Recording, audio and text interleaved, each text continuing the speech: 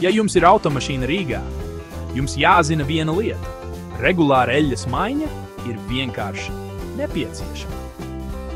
Un HBK Autoservis ir šeit, lai palīdzētu. Regulāra eļļas maiņa ir jūsu automašīnas nevainojamas darbības un dārgu remontu novēršanas noslēpums. Bet cik bieži vajag mainīt eļļu? Eksperti iesaka ik pēc 80–100 km atkarībā no jūsu braukšanas stila. Negaidiet, kamēr nav par vēlu, kā saka, kamēr zāles nav, tikmēr slimība netraucē.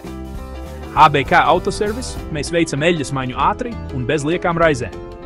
Mūsu pieredzējušie mehāniķi izmanto tikai augstas kvalitātes eļļu un filtrus, garantējot, ka jūsu dzinējs būs lieliskā stāvoklī. Turklāt mēs lepojamies ar savu caurspīdīgumu, tāpēc jūs vienmēr zināsiet, par ko maksājat. Strādājam godīgi, kā saka, kas uz sirds, tas uz mēles. Tātad, kāpēc riskēt? Apmeklējiet HBK Autoservis jau šodien un parūpējieties par savu automašīnu. Ticiet man, jūsu automašīna jums būs pateicīga.